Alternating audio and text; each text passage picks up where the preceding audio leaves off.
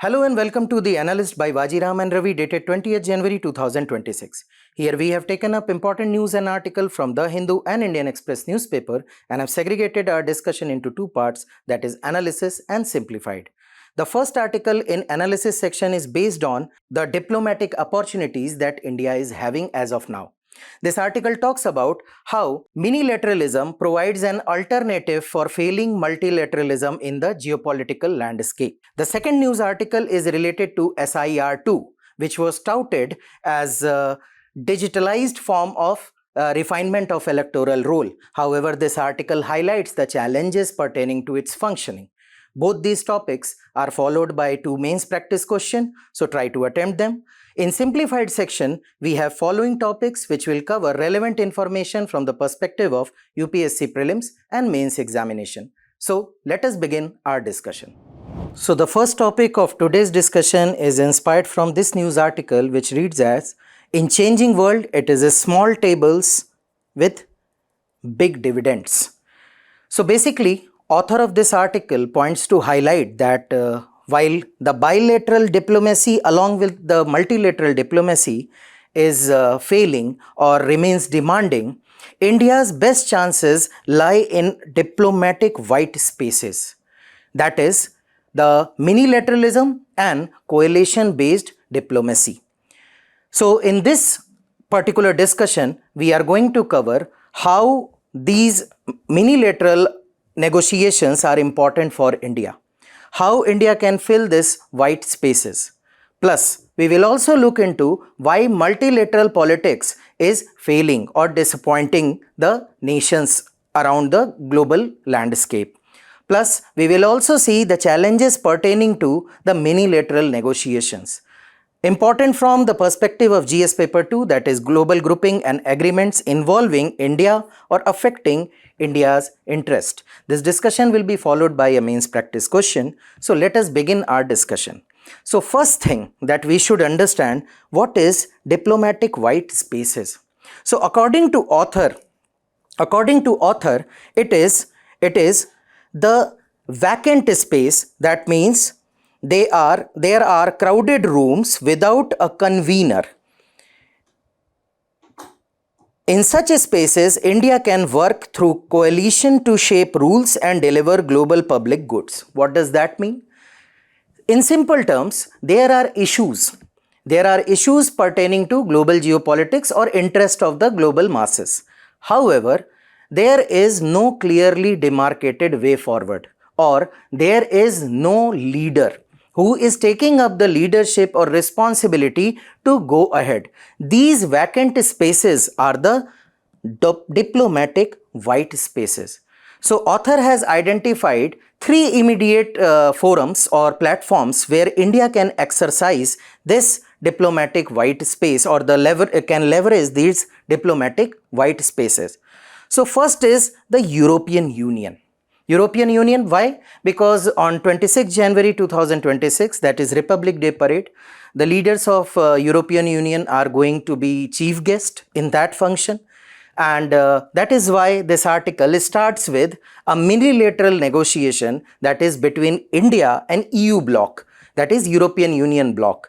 Now author says that main challenges lies in the market access rule. As you know, Europe has one of the most stringent rules in terms of the compliance regarding the technical regulation, regarding product standard, regarding certification rules. So all these things will pose a challenge for Indian produce. Second, the data standards. Again, the data protection law in Europe, it has potential to affect the trans-border data flow, IT services, digital trade. Similarly, the sustainability. It is having one of the most stringent environment related laws in place, the EU. So whether it is environment laws, whether it is the carbon credit or carbon tax, whether it is labor laws, everything is going to put a cost on Indian manufacturers, basically dominated by MSMEs. So these are the challenges in accessing these markets as of now. But why India and EU are trying persistently to deliver upon an free trade agreement. First thing, India will have an access to European market, which is a high value market plus one of the largest consumer market. So it would be a win-win situation regarding the, you can say, status of India plus the economic perspective of Indian manufacturers and India as a country as a whole. So you will get an access to this high value and stable consumer market of European Union. Second, a reworked global value chain will be created. So presently, if you will say, look into the trade of India, it is mainly dominated by US and China. So this will open up a new avenue for cash inflow, investment inflow, plus the trade. So again, a reworked global value chain which is not skewed towards China or USA. Thirdly, it will act as an insurance against US trade pressure. So right now you must be reading about the tariff pressure that US is putting on India and other countries, and along with the threatening to increase these tariffs. So kind of an arm twisting exercise which is being executed by US. So by opening up a new market, which is a high value market and one of the most prominent consumer market, India can create a hedge, an insurance against such arm twisting practices. Same is the case with EU. It is not just India that is going to benefit. EU also wants to treat this agreement beyond the tariff regulation. So for both EU and India, it is not just about lowering or increasing the tariff, but it goes beyond that. It want to find an alternative beyond China and US. The unpredictability, over-reliance and dependency on these two countries. So even EU wants to access a large and stable market which is complemented by an ever-growing economy, which is further increasing the purchasing capacity and the capacity of Indian masses. So this is a win-win situation for both the country. Now coming to the main concept, that is white space. So what is the white space here? Now EU in totality, if you will find, it is a technical agreement. It is not a political agreement. If you will see, the norms and regulation that EU puts in place becomes very difficult for any country to abide to. If India takes initiative and if India is able to finalize a free trade agreement with EU, it will give a pathway to other countries. India will emerge as a leader of Global South, which has concluded an FTA with EU, which is considered a very technical one. So this is the white space, vacant space. Here no other country is kind of creating an example for others or leading the way or creating a new pathway, but India can fill in this gap. This is the white space that India can leverage in the case of FTA. FTA with EU. Apart from EU, there are two more platforms, BRICS and Quads.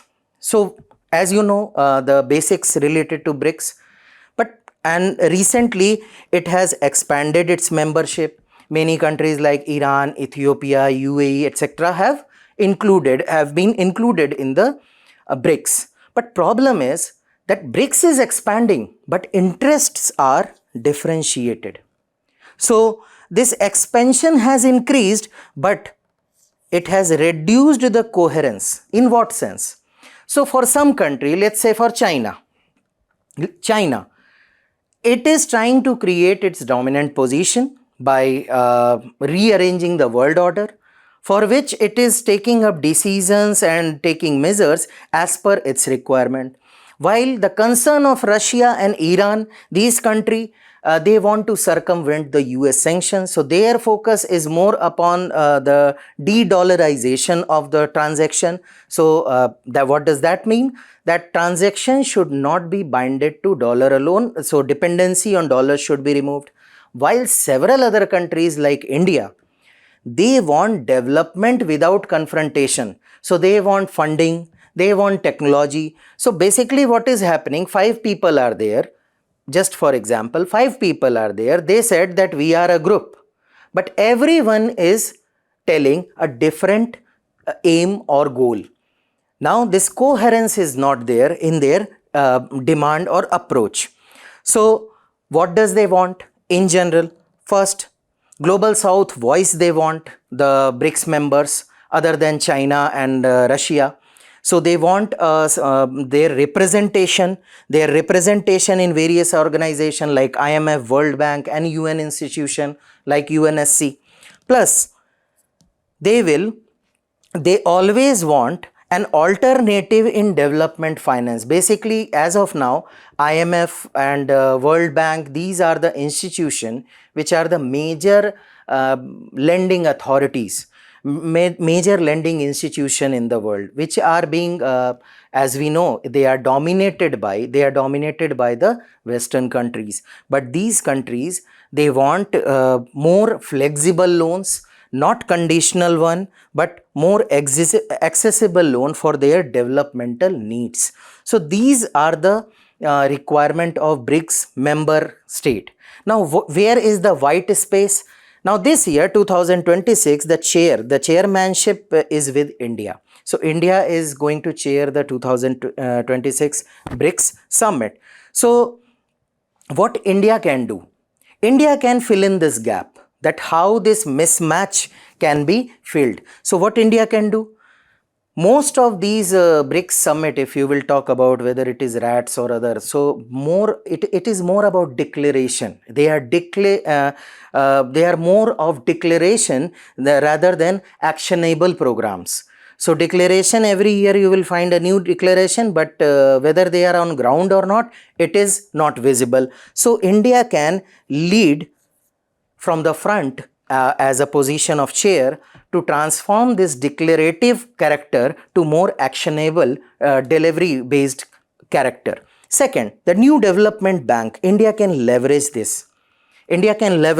How? NDB can guarantee developmental projects. So basically developmental projects, they want some finance. In want of finance, just take your own example. You want to buy something, so you go to bank for loan. Bank takes a collateral, that is a guarantee against the loan. Similar things happen with the developmental projects also.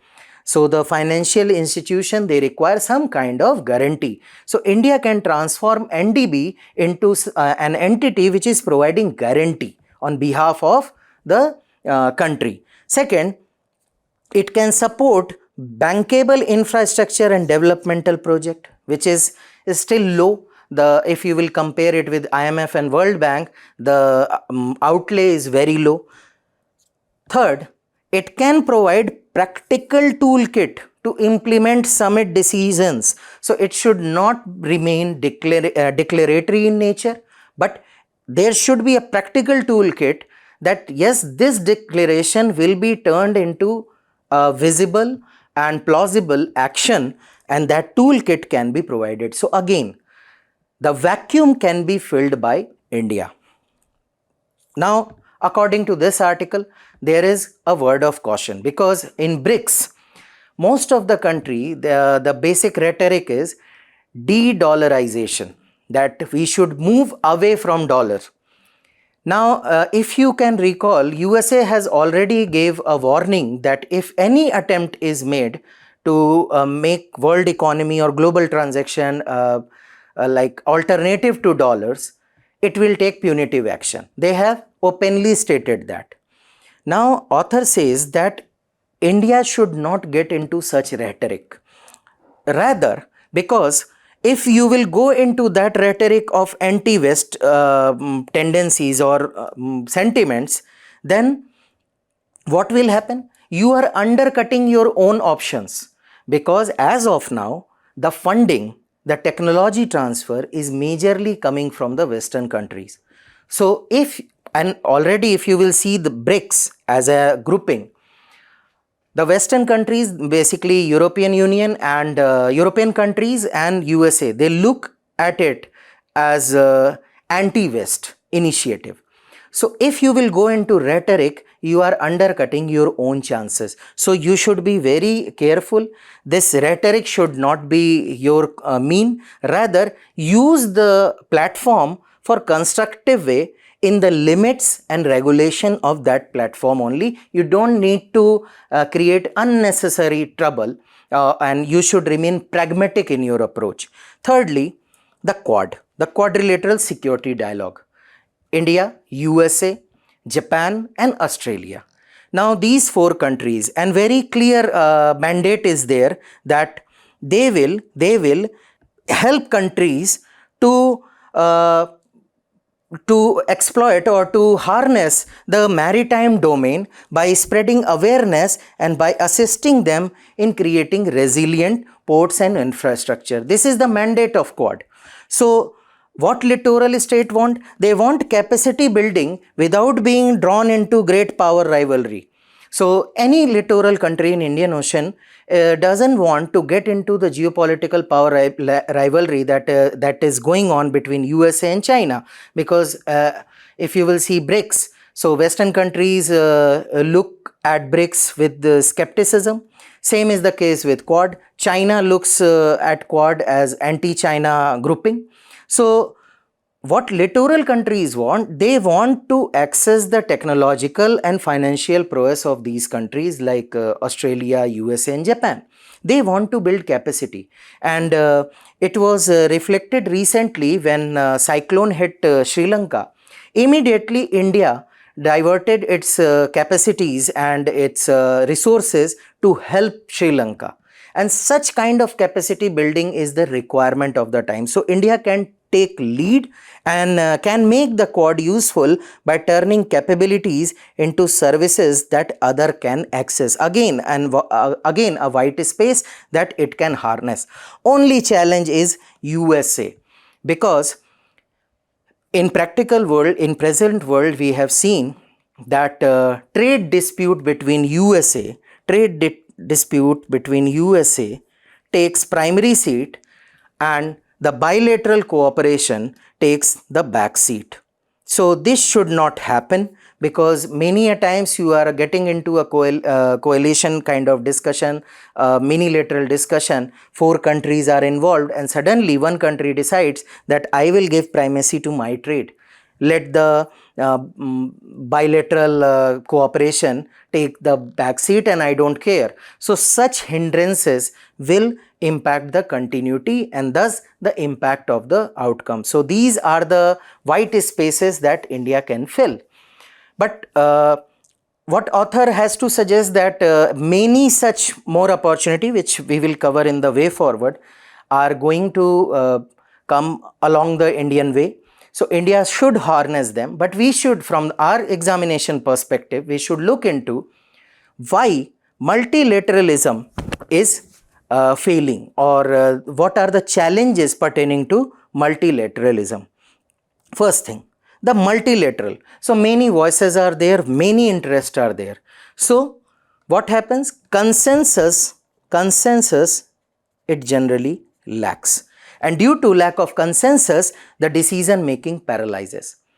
And that delays the thing and the frustration of the member countries. Second is, it becomes a stage to show the geopolitical might. So geopolitical polarization on several issues happen, and there is the decision making gets delayed. So if you can see the issue of Ukraine and Gaza, every time the issue was voted upon in Security Council, it becomes a playground for the geopolitical heft and might. And both the grouping, sometimes this group vetoed, sometimes that group vetoed. So this becomes a geopolitical arena of showing your might rather than a platform to discuss and find an amicable solution. Then it is more about, like any other platform, multilateral platform, it becomes, it has also become more declarative in nature. So if you will see the UNFCCC declarations, Multiple times, several COPs have been conducted. Every time new targets, new funding pledges, everything is there. But they are not on ground. They are not delivering on ground. Lastly, Global South is complaining about their representation and thus the credibility of these organizations. So countries, they want their representation in UN, they want their representation in various organizations, they want their voice to be heard in various platforms like WTO, like UN Security Council, but their representation is not reflective of present day geopolitical reality, which is multipolar. Rather, this has freezed, and most of the organization and institution are reflective of realities of 1940s, that is post World War era. Now, how the minilateral, we have seen that some merits we have seen that one can utilize. Now, the first benefit is faster decision making because it is issue based cooperation. So it is not that we are dealing with the global issue. So what we are dealing? International Solar Alliance. We want to invest into renewable energy, that is solar energy. Two countries with same agenda, India, France, came together, ISA formed. This is the first benefit, that it is issue based. So if you want to create an agreement regarding a transport corridor, 2-3 countries came together, they all want the same thing to do, the issue is same, the common agenda is there, concluded. The treaty will be concluded. So faster decision making due to issue based cooperation, plus focuses more on global public goods because of the inherent nature, because these member countries, they are coming together to have their economic interest taken care of, and in general what is happening, it is resulting into the public good of larger masses. Then the strategic autonomy. So in minilateral organization or deliberation, countries can, sovereign countries can protect their strategic autonomy. Take example of India. So just we have seen BRICS being opposed by Western countries, Quad being opposed by China, G20 being opposed by any other country who is not party to G20. But India is exercising its strategic autonomy by exercising its right to decide upon the fate and interest of its people. So these are the merits of minilateral or the coalition based diplomacy. But there are some challenges also. First thing, that you are leaving out some countries. So in Quad, let's take the case of the Quad. One country is from North America, one country is from the Pacifics, and one country is Australia, and one country is from Indian Ocean region. That is India and to some extent Australia also.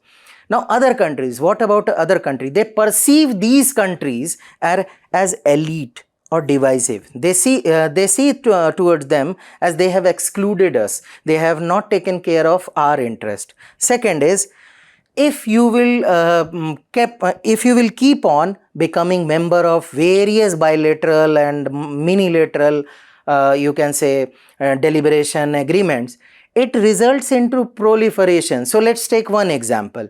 You are talking about AI related regulation. Now this regulation, you are creating a regulation with 4 countries, then 3 countries, then 2. A point will come when you will face overlapping and one claw will be in conflict with another claw. So it should not be proliferated. It should be based on objective analysis. Then the risk of great power pressure. Now here comes the major risk, because if you are going to be party to one group, definitely you are going to agonize the other group. So you may end up like in case of India. Right now it is buying, it is trying to give exercise its right to buy oil from Russia and facing burn from USA.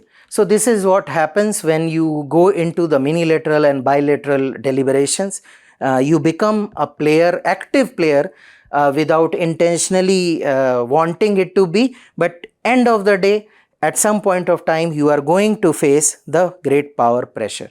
Plus, if you are working outside multilateral platforms, it reduces the legitimacy compared to multilateral. So, if you are taking a climate action program or deliberation outside UNFCCC, so many a times you will face problem of establishing the legitimacy or getting the requisite finances and getting into mainstream deliberation. So these are the challenges which are associated with minilateral diplomacy.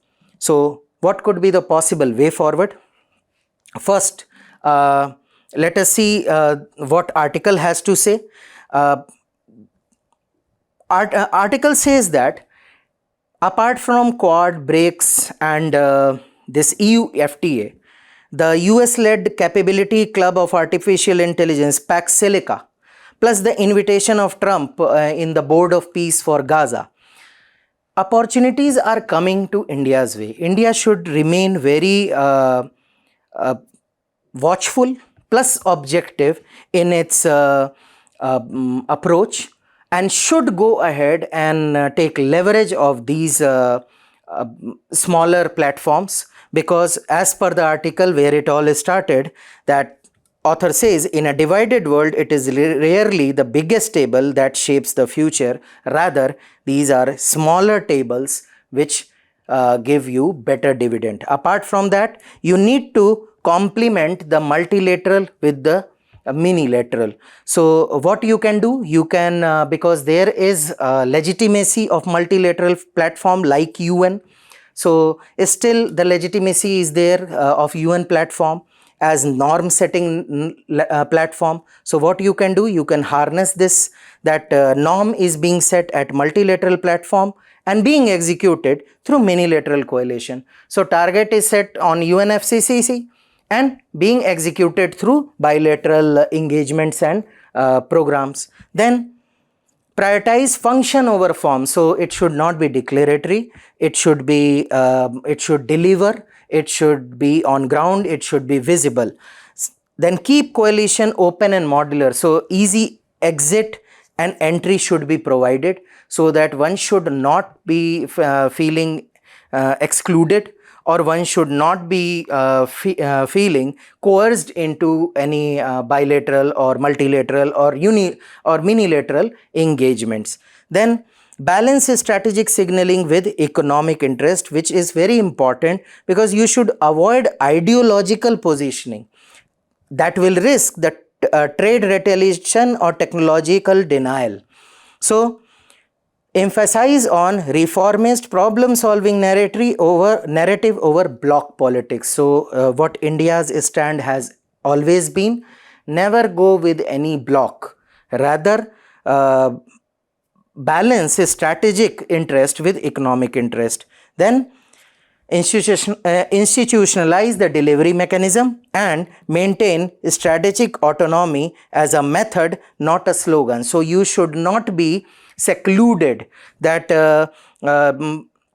that I am going into rhetoric. So the ability to choose partnership issue wise and not equidistance from all power. So you should not be closing all the door that okay, I'm not finding any solution, I will deal alone with every issue that is around me. So it should be method, the autonomy, but it should not become your rhetoric in each and every deliberation. Based on this discussion, this is your practice question, that evolving geopolitical realities have given impetus to minilateral and coalition-based diplomacy rather than traditional multilateral forum. Examine while highlighting how India can leverage such platforms to advance its strategic and economic interest without undermining multilateral institution. A 15-marker question, 250 word, try to attempt it.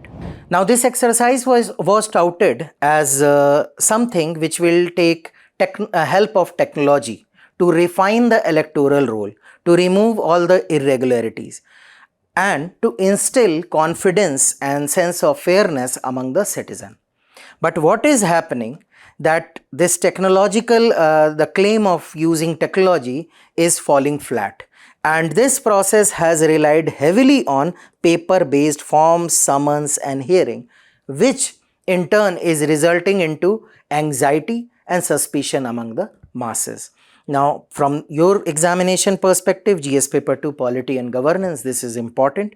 And in this discussion, we will be looking at why this intensive revision is warranted, what are the arguments in favor, and what are the challenges that it is facing, specifically the digital aspect of it, what are the challenges it is facing regarding that, and then we will look into a way forward.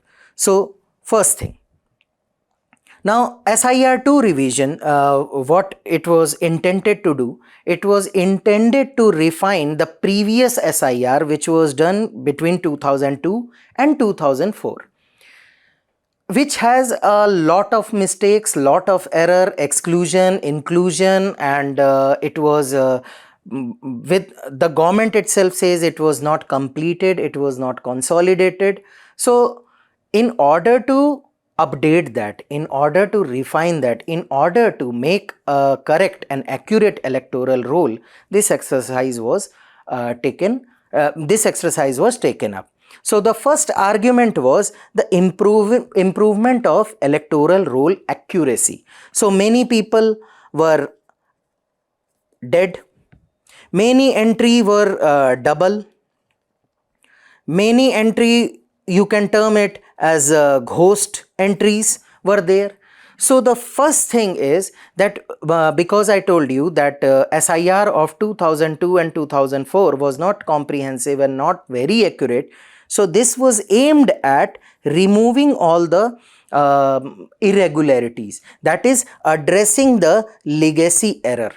So, this legacy error of 2002 and 2004, it was aimed to remove that, and after removing that, it will create a more accurate electoral roll. So, these were the two basic premise or two basic argument in favor of SIR2.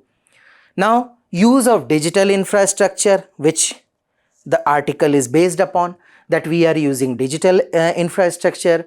It will have an audit trail, it can verify, it can notify, it can update, it will be fast, it will be free from error, it will reduce human discretion, it will reduce human manipulation. So, again updating the SIR as and how warranted. So, again use of digital infrastructure is being done. So, you are updating the electoral roll for once and all, which will help you in preventing electoral malpractices. So, fake voters, multiple votes, all these things will be removed, can be contained. Now, the long term effect will be, it will have an administrative outcome.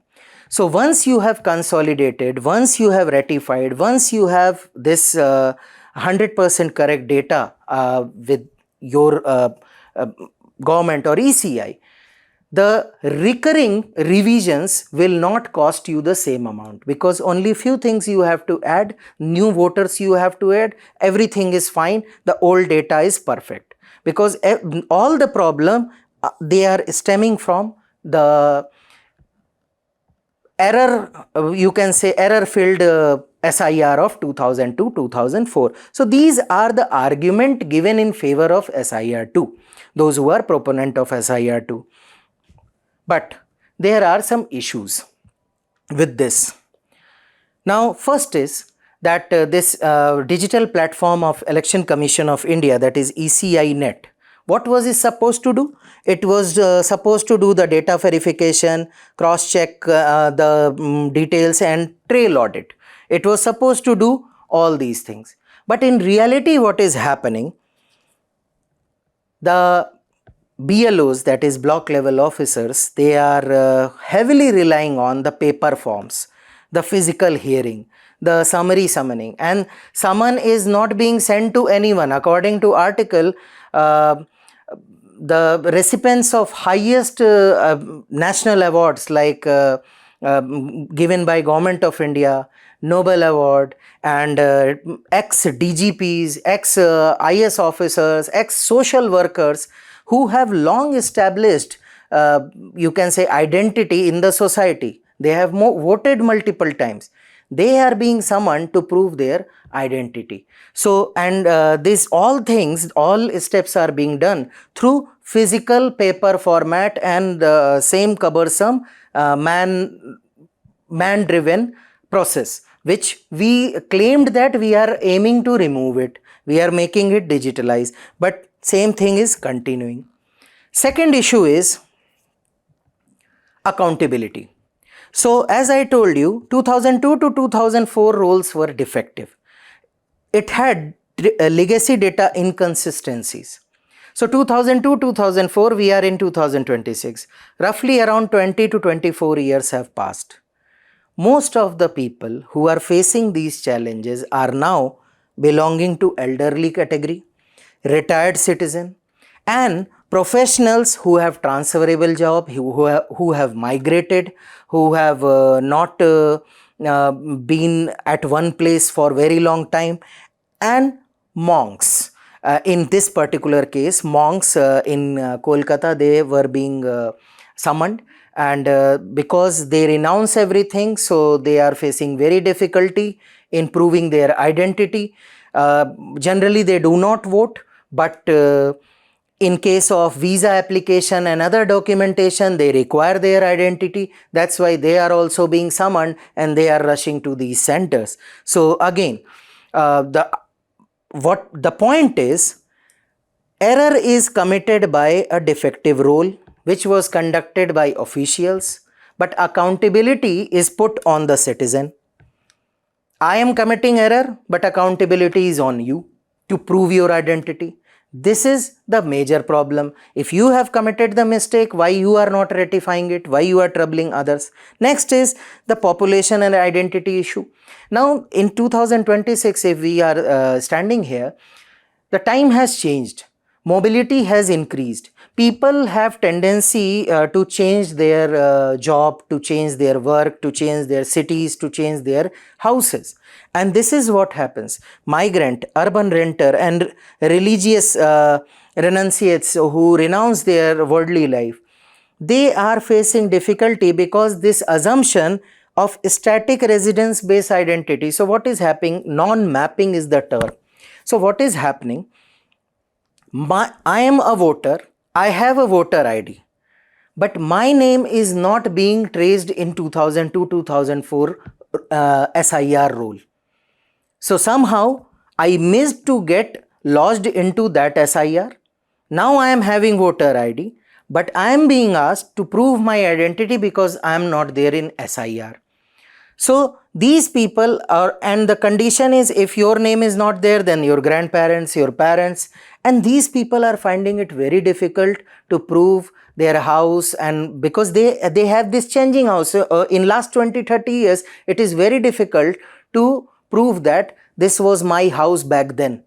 So these are the conditions which are creating problem for many people because of the definition, because you feel the assumption, basic assumption is that in your entire lifetime, your house, permanent house address will remain same, and your legacy family name based verification, that is your grandparents, will be verified. And many a times those, and leave alone the literates, think about illiterates, those who are not those who have not kept such records with them.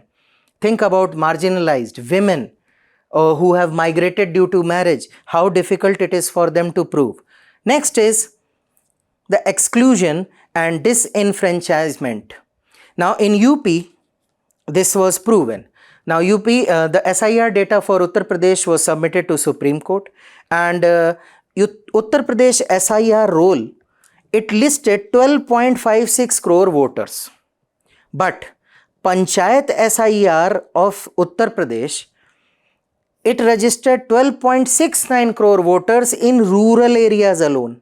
Now this discrepancy already proven in Supreme Court, and you are saying our digital exercise is leak proof, our exercise is fail proof.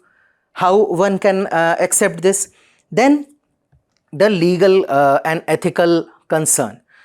So somehow it was impossible for you to map yourself, somehow you failed to prove your identity, somehow you failed to give sufficient record of your identity that yes, you were there in 2002-2004 role, or your name was excluded, but you are resident of India. Now you have to fill form 6. What is form 6? Form 6 is for the first time voters.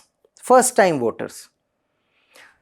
So by filling the form 6, what you are doing? You are signing on a declaration by stating that I am a first time voter and I have never been registered to any electoral roll. This is what you are signing. You are making an incorrect declaration and you are signing on a government paper. What if this error will be, if they use it against you in future? So you are being exposed to criminal liability under the Bharatiya Nyaya Sanhita of 2023 because you are asked to sign on a declaration which is false. So ethical issue, knowing that it is false, I have already voted, I have voter ID, but since my name is not there, I am bound to sign. So ethical issue, dilemma, that I am signing on a wrong document. And then the criminal liability, that if it is used, you are vulnerable for the liability under BNS 2023. So what could be the way forward? The first is mandatory ESI net for verification, and BLO will be facilitator. They should not be the adjudicators. So they should not be summoning and deciding upon your fate. They should facilitate that whatever verification, whatever thing is to be done through ECI net, that is digital platform. So any warning message has to be given, any red flag has to be raised. Everything should be done through that platform, not manual platform.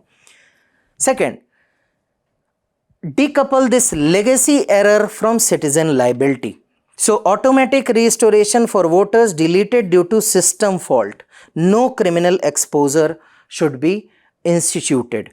Then inclusive identity framework. So it should not be static based assumption. It should take account of migration, non-traditional household and institutional residents like monks, student living in hostel, elderlies living in elderly home, etc. Plus there should be a transparency in communication through SMS, email, and these SOPs should be published clearly in advance so that all the stakeholders, whether it is citizen or the BLOs or the workers or the employees of Election Commission of India, they must know their duties and right clearly. Based on this discussion, this is your practice question, that examine the concerns raised regarding SIR2 and suggest measures to ensure that exercise strengthens electoral inclusion rather than voter exclusion. This is a 10 marker 150 word question. Try to attempt it. The first article in simplified section is based on this news article, that is many questions in Trump's Board of Peace invite. Now as you know, this Board of Peace for Gaza was declared by Donald Trump, the US president, and recently he has extended his invite to our Prime Minister to join this Board of Peace for Gaza. And along with our Prime Minister, the USA has also extended the invitation to 60 other countries and dignitaries. So this article is about what are the issues in this Board of Peace, the institution of this Board of Peace, or the terms and condition, important from the perspective of GS paper 2, that is international relation. So what does it say? So as you know, a 20-point peace plan was proposed by US president, and in that it was declared that a temporary transitional governance of a technocratic, apolitical Palestinian committee responsible for delivering the day-to-day running of public services will be constituted. This committee, this Palestinian committee, will be supervised by an international body, that is Board of Peace. Now this plan was approved by United Nations, and recently the charter which was published in an Israeli newspaper is contrary to what was the plan. So whatever was the whatever was proposed, whatever the conditions were there, this charter which was published is different in many ways. First thing, it says the countries who accept the invite or join the board will get a tenure of 3 years. Tenure of 3 years. Keep this thing in mind. And in first year, if they pay $1 billion in cash, they have this permanent membership. So if you are not giving $1 billion in first year, your tenure will be over in 3 years, and if you will pay $1 billion, your membership will be permanent. But the original charter which was approved by United Nations, it simply said that it will operate, this board will operate till 2027. Nowhere 3-year membership and the permanent membership was mentioned. So in crux, this board is going to be a permanent body for a longer duration. It is not just about Gaza, but you will understand the mandate and the aim that they have explained in their charter. It goes beyond Gaza. So in charter that they submitted, they specifically talked about that for till 2027 transitional governance will be there. But in main charter they are saying 3-year membership, permanent membership. Now, this will be established as a new international organization and transitional governing administration, not just to solidify peace in the Middle East, but also to embark on a bold new approach to resolve global conflict. So now they can interfere and they can provide, or they can you can say simply force themselves into any global conflict, which was never mentioned. The charter does not even mention Gaza. It is focused on global conflict. Another issue is that another aim of this body or the governing board is, board will work to secure enduring peace in areas not just affected by but also threatened by conflict, without defining the word threatened.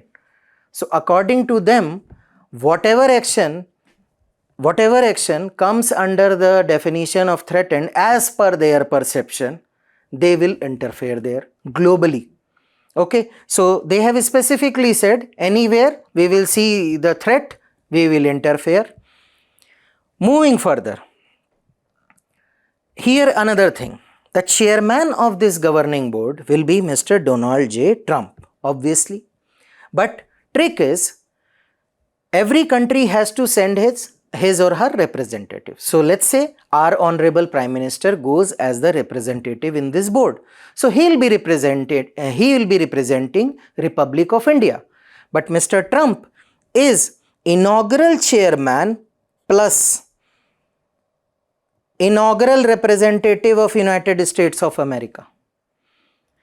So he is chairman plus the representative. So it is not clear whether after being if he is not there to remain as a president of United States of America in future, even then he will be the inaugural chairman. He will remain the inaugural chairman. And what is the method of removing him?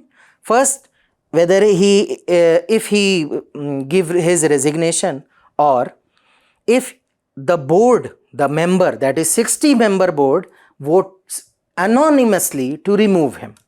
Now a board you are appointing, 60-member you are appointing, how is it possible that this board will anonymously vote against you?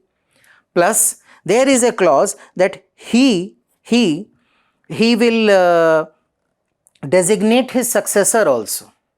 So in practical, if you will see this charter, he is the first and the only chairman till he decides that somebody else can become a chairman. So this is one thing problematic. Another thing, whosoever is joining this charter is to be bound by this charter. Now just imagine a charter, you are with the charter which is binding, led by Mr. Trump. Apart from that, there would be a National Committee for the Administration of Gaza, which will be held by a High Representative, and this High Representative will be to support this High Representative. There would be an Executive Board, and in this Executive Board, people close to Mr. Trump have been appointed, including his son-in-law and business associates. So, from your perspective, what is important, because this is an important place in news. So, from prelims perspective, you need to cover the location. And as we know, from Oslo Accord, two parts of Israel, that is West Bank and Gaza Strip. West Bank, why? Because west of River Jordan, and Gaza Strip facing the Mediterranean Sea, in south the Egypt, and Negev desert is there, surrounded by Israel, Egypt and Mediterranean Sea. We are talking about Gaza Strip. Some prominent features include the Golan Heights, the Sea of Galilee and Dead Sea, and bordering countries of Israel, if you will see, Lebanon, Syria, Jordan and Egypt.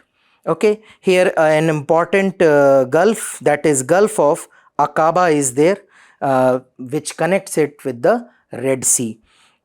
So these are the important information from the perspective of the geographical location. If you want to see Gaza Strip, north of it is Gaza Strip, divided by this Wadi, that is a small river valley, Wadi Gaza. Southern part is known as, the entire portion is known as Gaza, mainly southern part, and you might have heard about the Rafah crossing towards Egypt and Erez crossing towards Israel. So this is all related to the map location of this place. Try to solve these MCQs based on the map location of this area, that is being asked as Golan Heights, and the term two-state solution. Let us know your answer in the comment box. The next news article is related to digital currency, and recently anonymous source have informed various news agencies that RBI has asked government to include digital currency link of various central banks of the BRICS member country. So an RBI initiative important from the perspective of your examination, and what it is aimed at. Just we saw that de-dollarization, that dependency on dollar, to find a way. So yes, it is again focused at ease of payment. It will reduce the reliance on the US dollar, and as the geopolitical tension rises. And problem is, all these central banks of BRICS countries, none of the members have fully launched their digital currencies. In India also, it was launched as a pilot basis in 2022 and was restricted to certain sectors and has not been operationalized fully. So the only problem is none of the countries have fully operationalized digital currency. What is digital currency? Very simple, as the name suggests.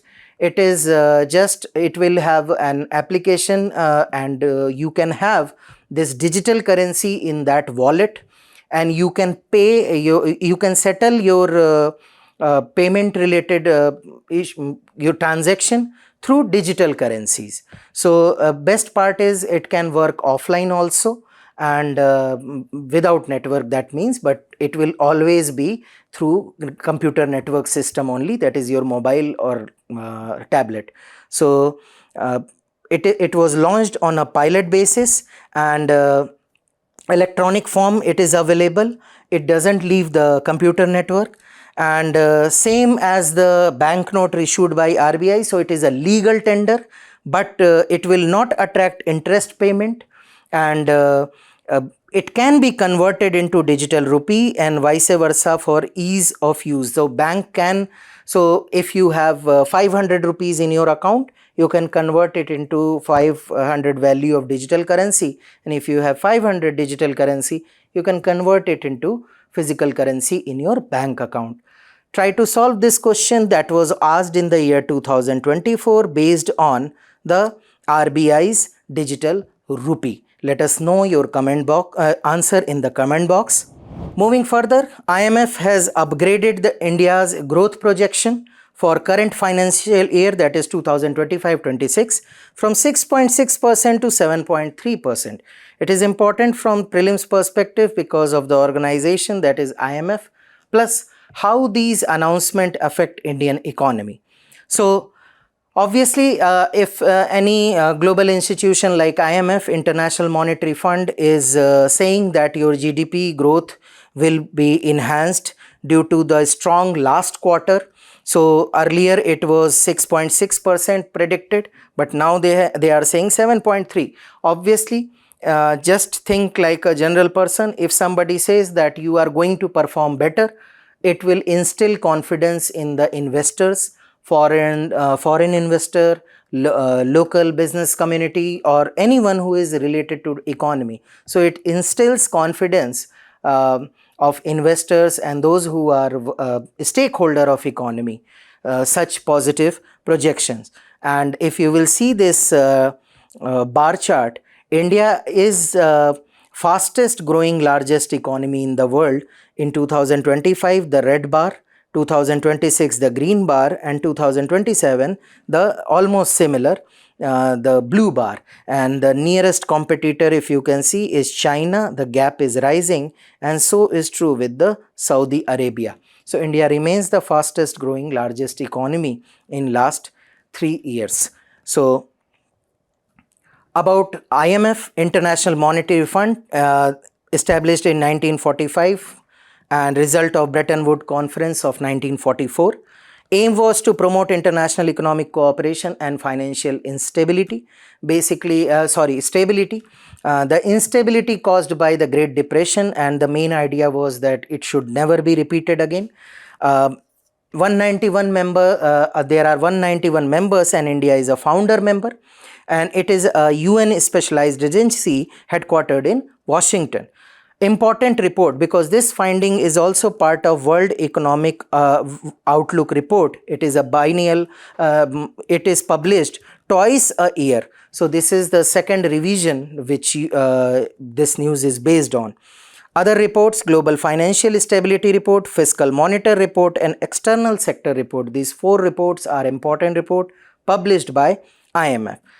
Governance structure include Board of Governor, the highest decision making body. It approves quota, increase the SDR allocation, new member entry, and member withdrawal. All is being done by this highest decision making body, that is Board of Governor. And each member country has one governor and one alternate governor. Finance Minister of India, obviously he will be governor, and alternate governor will be RBI governor. And then comes the International Monetary and Financial Committee, which advises the Board of Governor related to matters related to IMF, and it includes 24 members drawn from the governor. So 191 governor, out of them 24 are drawn in Monetary Financial Committee. Lastly, there is Executive Board for day-to-day business and work. It works closely with the Managing Director. Another important news that featured here is fractured Yemen. So it is a news about the extended neighborhood of India. So again, the places in news important from the perspective of UPSC. Now what has happened in Yemen? In the case of Yemen, there are 3 stakeholders, that is Saudi, UAE, and Iran. Now Saudi, they support the Yemenis government, while UAE supports the STC, that is Southern Transitional Council. Now this is a separatist movement which wants southern Yemen to be separate from the northern Yemen, which is dominated by Houthi rebellion, a Shia militia which is supported by Iran. Now back in 2014, to tackle Houthi, Saudi and UAE came together to tackle Houthi. But what happened that right now STC versus government is going on. So STC attacked and started controlling a large area of the South Yemen. Now STC is backed by UAE. So there are allegations that they supported and they gave arms. Saudi came in the favor of government. They bombed, conducted airstrike on STCs, and as of now, the claim is that STC is dissolved. It is no more an entity, and the leaders have taken shelter in UAE. While the leaders in UAE, they say that STC is still a reality. It has not dissolved. So confrontation between the Saudi and UAE, which were long been a partner. Now, a public rebuke by Saudi has resulted into UAE has withdrawn from this alliance of 2014, which they created to fight Houthi. So, what happened? Saudi and UAE came face to face, and now UAE has withdrawn from the fight of Houthi. So, main winner is Houthi because the southern Yemen is engaged in STC versus government fight. STC versus government fight, and this is giving time for Houthis to strengthen their stronghold in the northern part of Yemen. Now, looking at Yemen, the bordering countries include Saudi Arabia, Oman, and here Socotra Island is also part of Yemen. Please take note of it in Arabian Sea. Important water bodies include Gulf of Aden and Red Sea, which is connected by Bab al-Mandeb Strait. Bab al-Mandeb Strait. Important choke point and important for the traffic route through the marine traffic through Red Sea, Bab al-Mandeb. So this was related to Yemen and its geographical location. The last topic of today's session is Odisha's census about saltwater crocodile. Now latest census says that 32, the number of saltwater crocodile has increased by 32.